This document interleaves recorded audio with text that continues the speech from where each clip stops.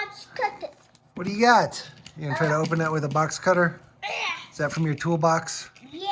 Here, Daddy will open it. I know. I have to use this scissors. Yeah, no, I can. What do you think this is? I don't know. I don't know. What is it? Here, pull the box. Yeah. Good job. What is that? Whoa! Whoa! It's a big RC for me. Is it RC? Yeah. What kind is it? Truck. Is it truck? Yeah. I don't know what it is, but it says for children. Does it say for children? Yeah. Yeah, we'll see. Let's open it. That is a van. Yeah. Is that cool? Let's open this. Wow! Wow! A kid. It's not truck.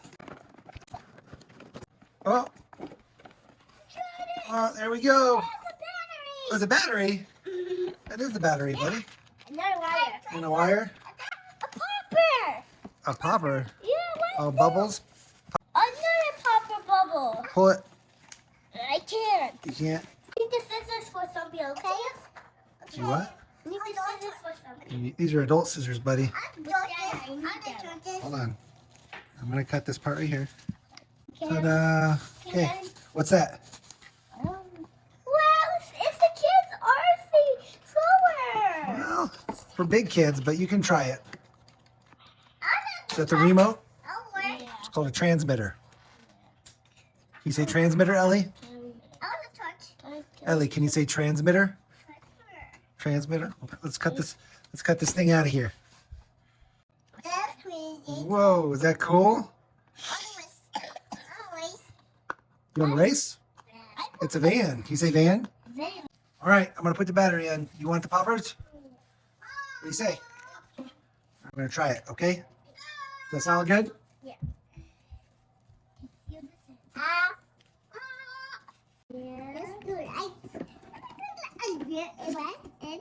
Okay, looks like we're all ready. Yeah, all ready for what? We got some cool lights. What are we ready for? Ready to drive it. Here, you want to try? No. I'll try. You want to try? Yeah. I'm trying to get all the steps of my. Whoa, good job. We even got turn signals. Whoa, over the shoes.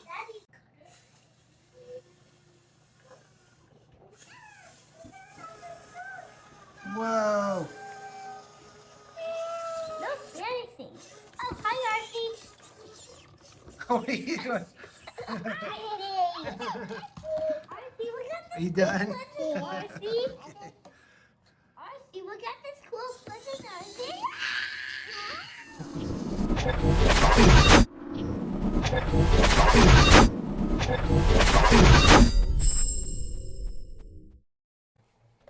Welcome back to the Shop Mini RC. I'm Ken, and this is the HobbyPlus Rock Van.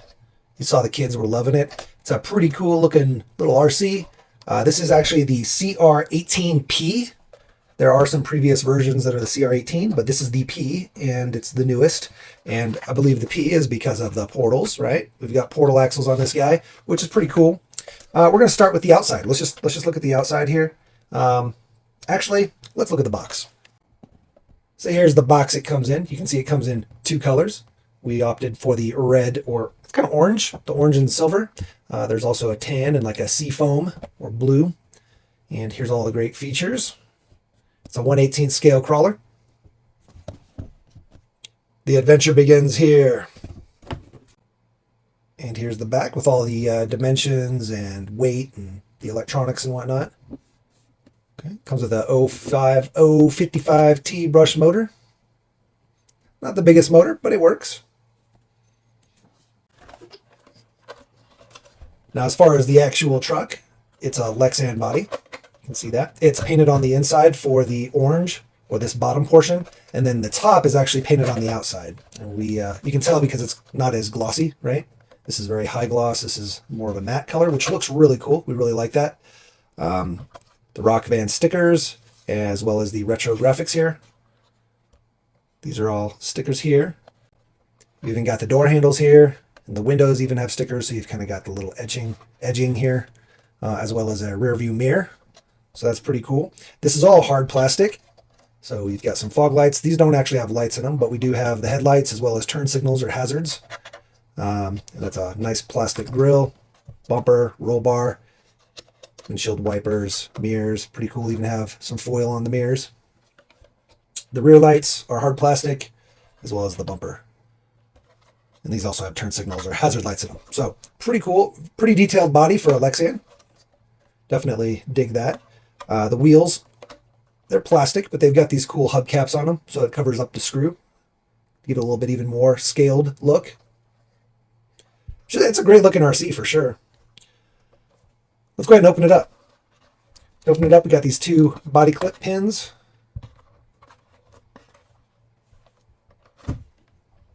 And then it's on a hinge.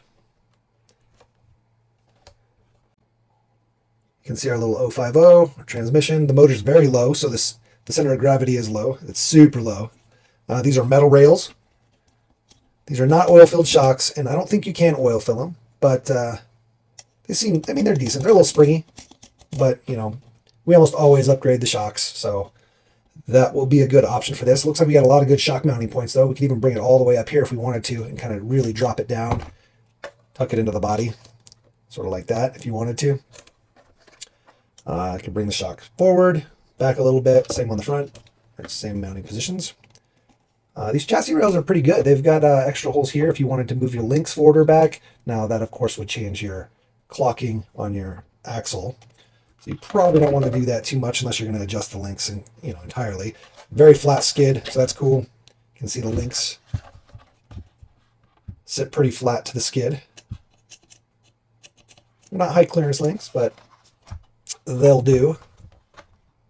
Plastic drive shaft, plastic links, portals. All the portals and everything is all plastic. We'll open them up and look at the gear shield a little bit.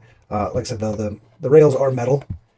Went ahead and remove these two screws here so we can pull the body off just to make it a little easier to show you kind of what this guy's about. Don't forget how your electronics are plugged in so that you can plug them back in when you're done. Otherwise your lights and stuff aren't going to work. You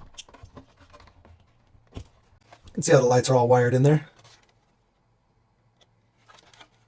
Pretty beefy bracket here. It's good.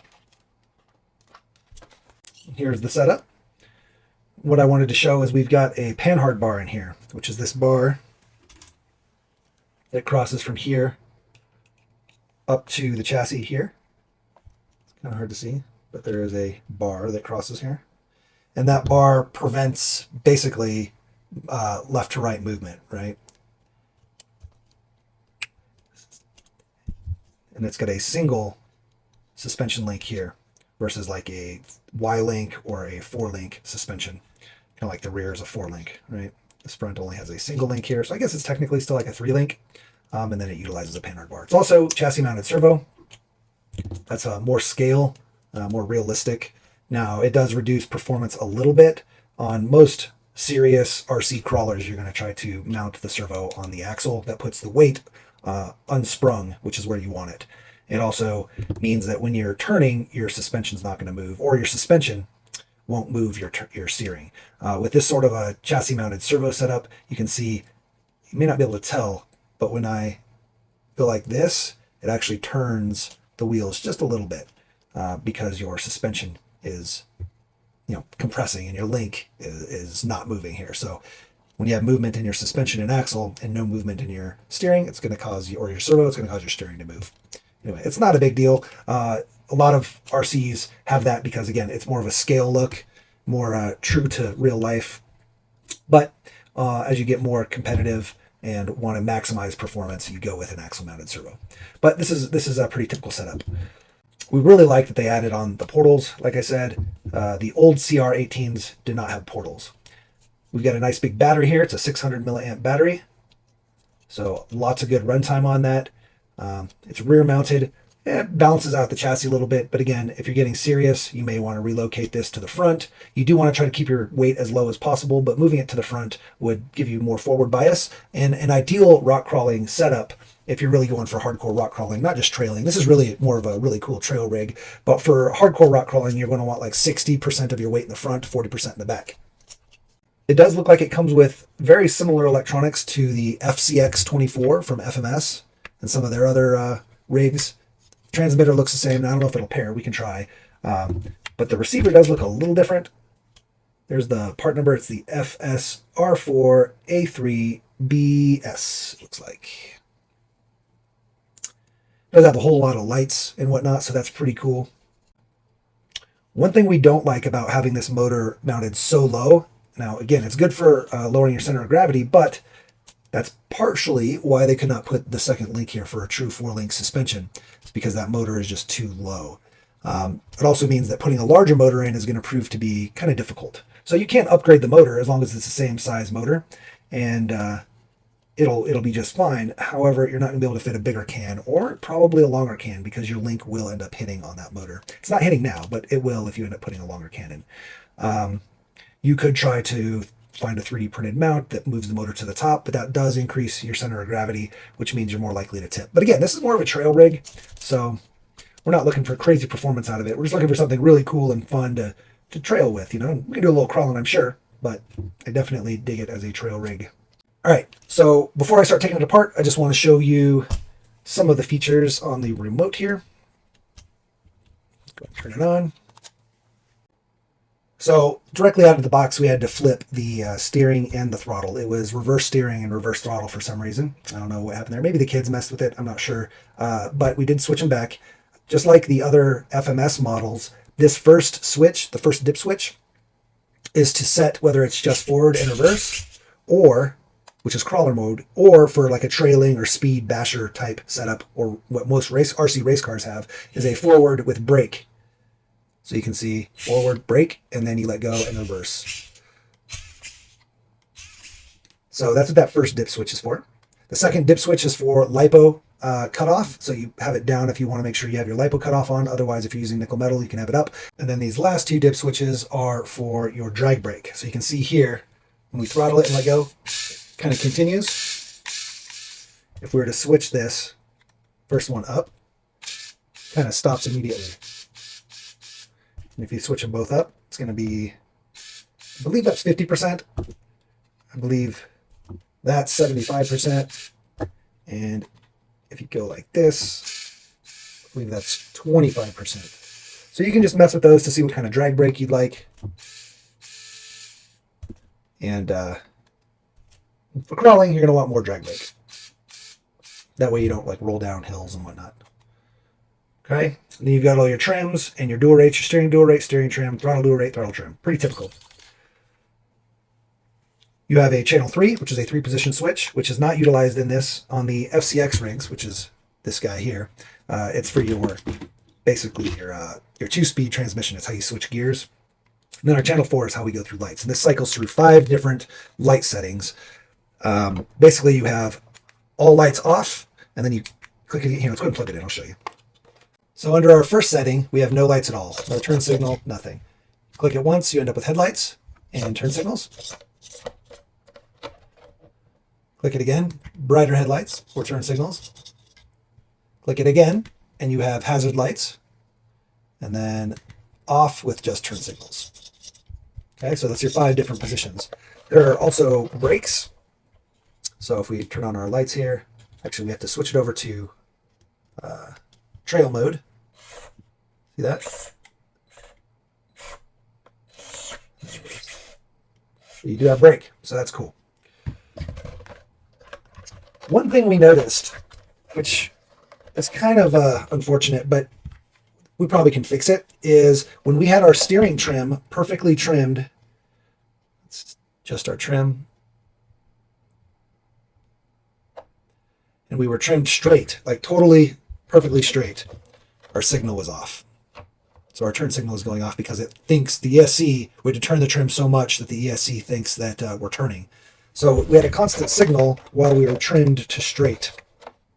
Now, one way you can adjust that is to try to pull the servo horn off and adjust your center. So make sure all of your trims are completely centered, and then you can readjust your servo horn. So we may end up trying to do that. You'll just have to mess with that a little bit, or you can, just adjust your steering trim so that the servo is as straight as possible while you're turn signal is off. You can see we just turn it just enough, it turns off. But then your steering may be off just a tiny hair. But the signals are very cool. And worst case, you can always unplug the signals if they bother you. Some people don't like the steering signals, so you can always just unplug that specific plug and you're good to go. All right, let's get this guy back apart and we're going to open up the portals. Actually, before we do that, let's go ahead and bind it. Let's see if we can bind to the FMS.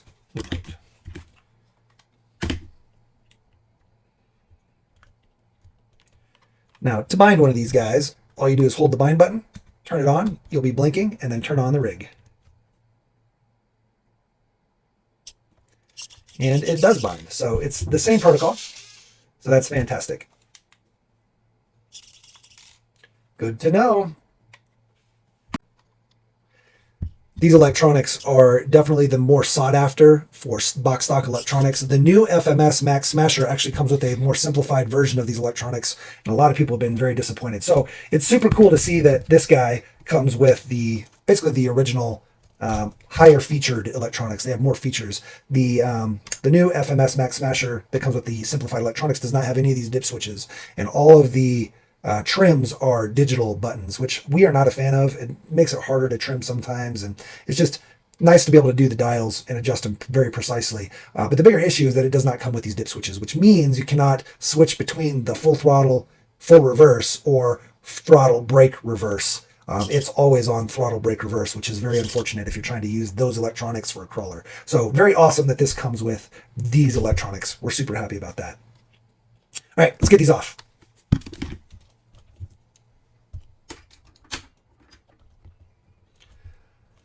These little hubs just unscrew. You can do it with your hand.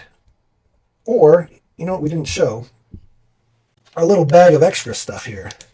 So this comes with the charger. Comes with a little T-wrench. This guy is plastic. And then it comes with a screwdriver. Okay. Can you throw this in there? Nope, none of the T-wrenches fit it. That's funny.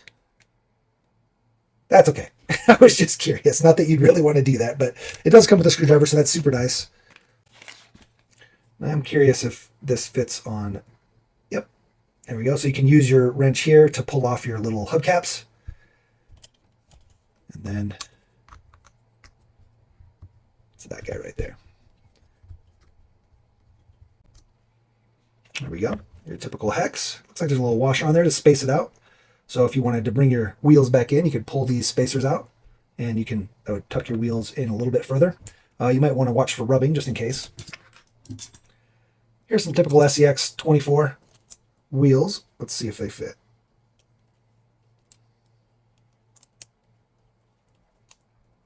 Looks like those do fit on the hex. So it's the same size hex as your typical SEX or FCX 24. Here's some stock guys. Yep, fits just fine. It does, well, it rubs. It rubs. So the stock wheels definitely aren't going to fit because it's rubbing. Let's go ahead and measure these. I think these are 1.3 inch because it is a 1/18 scale. So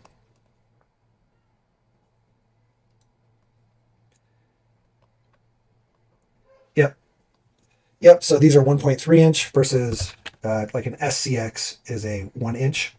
But anything that fits on your FCX will fit on this guy. As long as you've got clearance on the back, you should be good. But it is the same size hex, and you can fit the 1 inch wheels. You need to make sure you have clearance. These stock ones would rub, whereas these guys, I think these are OGRCs, they will not rub. So that'll work great there. Now, depending on the tires we put on there, the tires may rub. But again, that's part of the hobby is you got to experiment and try and whatnot. I'm going to go ahead and pull these spacers off. And let's look at this hex. The hex has a good amount of space in there. So you could probably put some spacers behind the hex just a little bit. As long as you don't come off of your axle pin here, you could actually move your hex forward a little bit to help space them out even more. You just don't want to put too much because then you won't have any thread to thread onto for your wheel nuts. All right, let's go ahead and open up one of these portals and see if they're metal or plastic. Oh, they're okay. So that's one thing that not the biggest fan of, but they're all Phillips heads.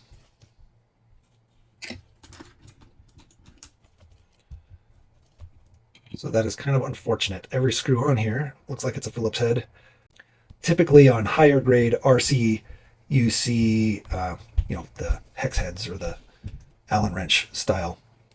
But for the price on these guys, they're $120 from like Fair RC, which we'll put links in the description below. You can pick it up at Fair RC. They have both in stock, at least as of the making of this video. Looks like we have bushings versus bearings, and there is a benefit to bushings versus bearings. They are metal, so that's awesome. All of the gears are metal here.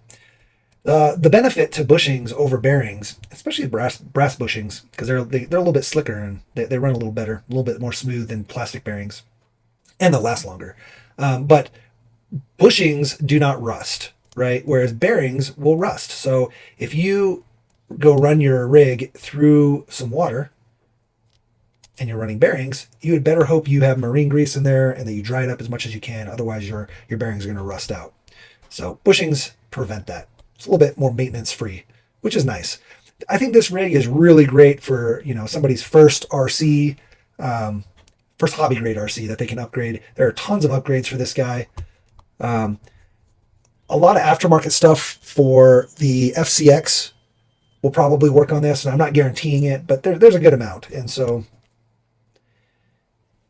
it's just a fun little rig to be able to kind of mess around with, take apart, throw some upgraded shocks, maybe upgrade your links, add some nice wheels and tires for it, and just go trail rig it around. It's for the price, it's cool. It's different. We love the body. The body alone is the reason we wanted to get this guy. And yeah, I think it's a good little rig for maybe for Christmas for a youngster, or a youngster at heart, even if you're trying to get a grandparent in, maybe get a grandparent into RC. This could do it. It's very retro. Maybe they'll fall in love with the nostalgia of it. And again, it's not meant for hardcore crawling. You could make it. You have to do a lot of work here, but you could definitely add some. We may end up adding those FCX brass wheels. We have a video on those right over here. We have some 1.3-inch brass wheels that are like 312 grams, and they really weigh it down. Now you do have to be careful when you're putting a lot of weight on the wheels. You could end up straining your servo and your motor quite a bit, but that will definitely help it in rock crawling. But we like this guy as a trail rig, so yeah, definitely worth checking out. And like I said, it's hobby grade. You've got all these replacement parts. There's some good upgrade parts out there, like I said, especially shocks and wheels and tires. This is all the exploded view and everything you need in the instructions here. Some of the remote or transmitter explanations, lights, charging the battery. It's all in here. It's all there. Basic operations.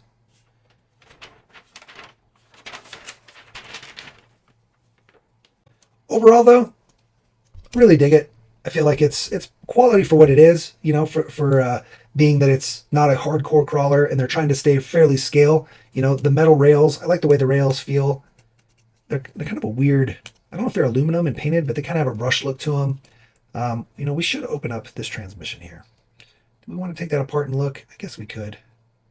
Let's take off a diff cover. Let's do that first. We're going to take off a diff cover. And we will see if there's metal or plastic diffs.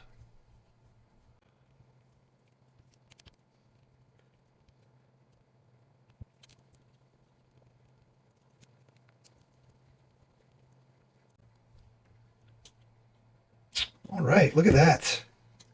Well greased up. Look at all that grease in there. Oh my goodness. They are metal with bushings. So that is awesome. Super sweet. I'm trying to see down in there. Is the pinion metal? Yes, it is. That pinion is metal down in there. So that is pretty sweet. They're solid ring and pinion with metal gears. That's better than the FCX Power Wagon. The Butcher came with plastic ring and pinion. So that's pretty sweet. That makes me definitely want to open up the transmission and see if the transmission is metal.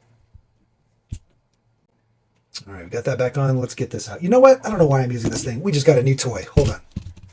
Bam. Look at this guy. We'll probably do a little video just kind of showing this guy off, but this is the Precise electric screwdriver. Here, bam. Super cool. Once we have a video, we'll link it over here. If it's not there, we don't have a video yet. But it's got a light built in.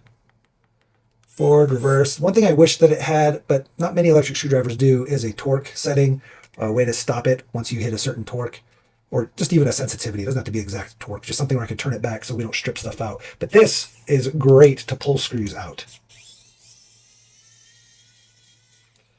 Makes it super nice when you're doing a whole bunch of screws. Especially on beadlocks. Oh my goodness. Got the wrong head. Let's do it. We're using kind of a small head.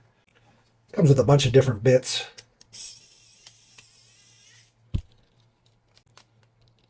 Okay, there's our transmission.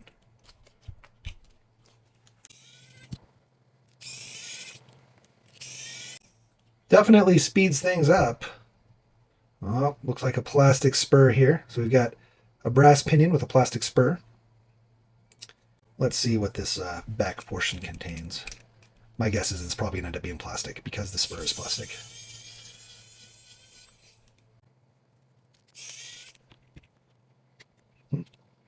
We may have to pull off the drive shaft here.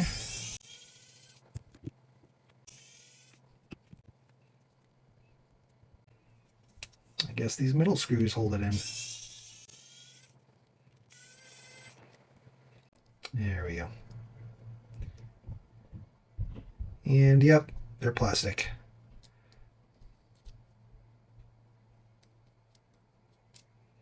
And they're all bushings. And that's fine. Usually there's not a lot of issues with the plastic transmissions. Most of the wear and tear is on the portals or on the diffs.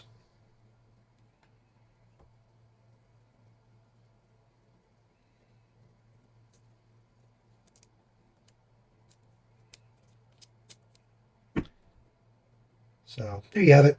All right, we're going to go ahead and get her back together. It does look pretty well lubed though.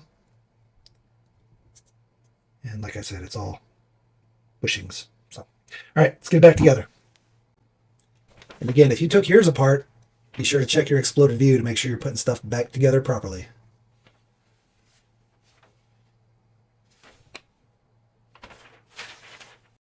All right, we got it all back together. I do really like that the drive shaft ball joints, or U-joints, or whatever you want to call them, the U-joints in there are metal. Now, the ears on the actual shafts are still plastic, but that centerpiece is metal, which is nice. I think like the SCX24 is all plastic. It's 100% plastic. So having the metal pins in there, definitely being reinforced, is super nice. As we were putting this all back together, we noticed this skid plate looks very close to what the SCX24 bolt pattern is. We're going to open this guy up. We don't have any extra skid plates right now, so we're going to open up this Injora plate and we're going to see if it looks like it could line up, because that could be interesting. You could swap out the skid plate and throw a SCX24 skid plate in there, maybe.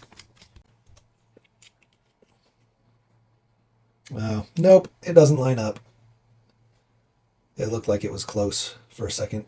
Minus this hole back here, I felt like you could always just drill that hole in there, but these pins do not line up. And neither do our holes here. Was looking close though. That one, and that one. Oh well, not a big deal. Another thing that we were thinking, if you wanted to put a larger motor in, you might have issues with the gearbox here as well, where it's going to hit on the gearbox. So I think you're going to be kind of limited in your motor selection, but if you were able to get a different mounting plate, or somehow it didn't rub on the gearbox and you needed like a longer motor with a little bit more length, you could always shim the mount and lift the transmission, just a couple millimeters, and that would get you a little bit extra clearance for a potentially longer motor. I don't know if you're going to be able to do a larger diameter though. That's the only problem. But it is what it is.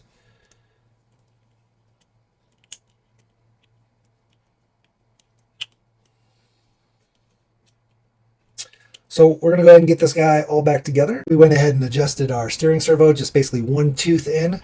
We centered it on our remote, and now we should be good to not have turn signal flashing while we're straight, because we're truly centered. Got a good turn radius. That is maxed out, but it doesn't bind anything on the, look at that. Little bit on this side. You can feel it bumping a little. Not here. But there, not even, maybe not. Maybe not. Maybe I'm just, you can hear it. Yeah, that's pretty good turn radius, actually. Let's go ahead and get our body back on and check that turn signal. So another thing I wanted to point out was they actually give you a little converter on the servo. So it goes from a full-size normal servo plug to their smaller servo plug here for the electronics. So if you were to swap out the servo, you don't have to worry about changing your wire. You can just plug it into the adapter. That is pretty sweet. I definitely dig that. Oh yeah. Nice and centered. And our turn signals aren't firing off when it's not centered. So that's sweet. Like I said, all we had to do is move that over one tooth and we were good. All right, now we're going to go run it.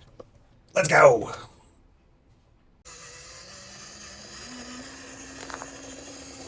So the weather out here has just been crazy. It's super cold, and obviously we've got some snow. So we figured we'd run this guy out in the snow. It does say the electronics are waterproof. It actually mentions in the instructions that it's waterproof in one spot and water resistance in another. So we'll just go with water resistant. We're not going to submerge this guy, and we're definitely going to dry it off after we're done running it in the water or in the snow here. But yeah, this thing is fun. It just beasts through the snow. You know, traction is great with the tires. They're even better on the rocks, and you'll see that here in a little bit. But we figured we'd just run it around real quick here. It's a lot of fun. Show off the signals, and yeah, that bumper's pushing the snow out of the way, which becomes a problem later when we try to crawl.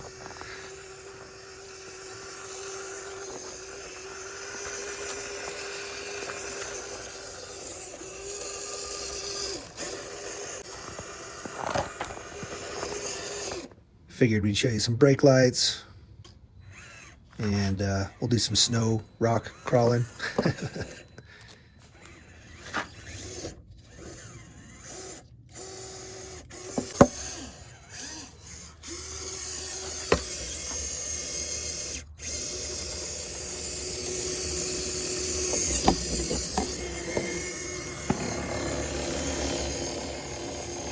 Now that sounds absolutely horrible, but it's because there's a branch stuck in the rear, if you've noticed. We break loose and get out of there.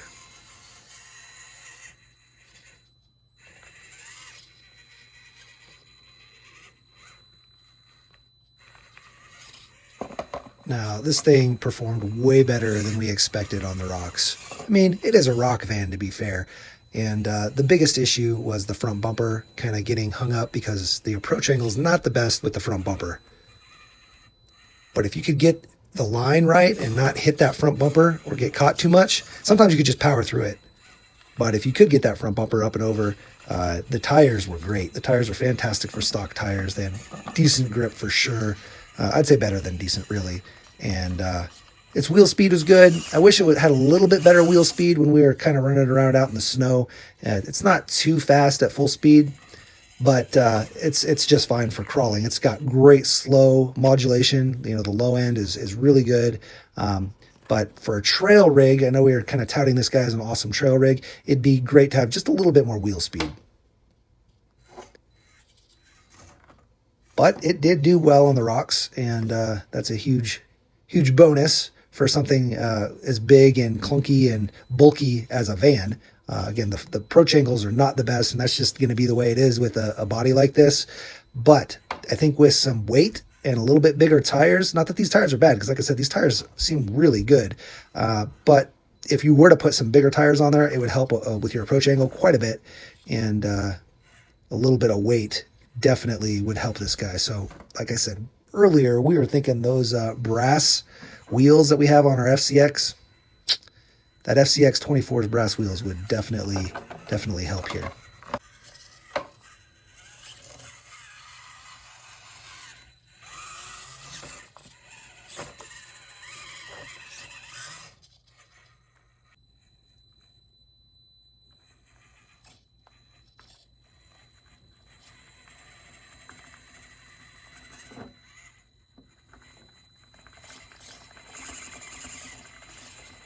while we were hanging out on these rocks, we had so many times when we would get into three-wheel and it looked like it was just going to tip, and it never did. It just didn't tip. I mean, it eventually tipped, but like on most of these lines, it just gets up on three wheels, and I was I was worried we were going to roll, and we didn't. It was pretty awesome. Did really well. Until there.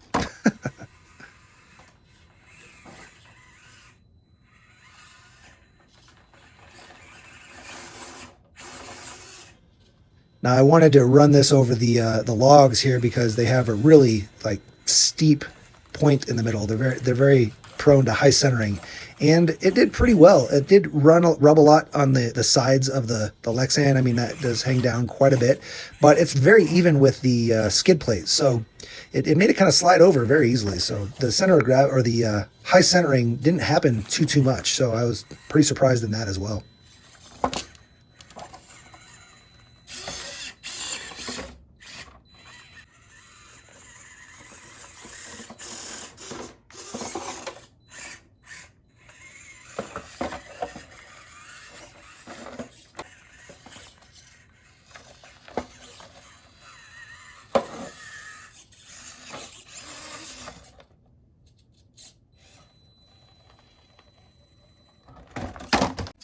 Alrighty, so there you have it. The HobbyPlus CR18P for portals rock van. It's a pretty cool little rig. It's fun. It did a lot better than we thought it would for the price point of this van. And I think it's a really good RC for somebody's first RC, you know, first hobby grade RC. Also, it's retro as hell, so we love that. It's a cool little shelf queen.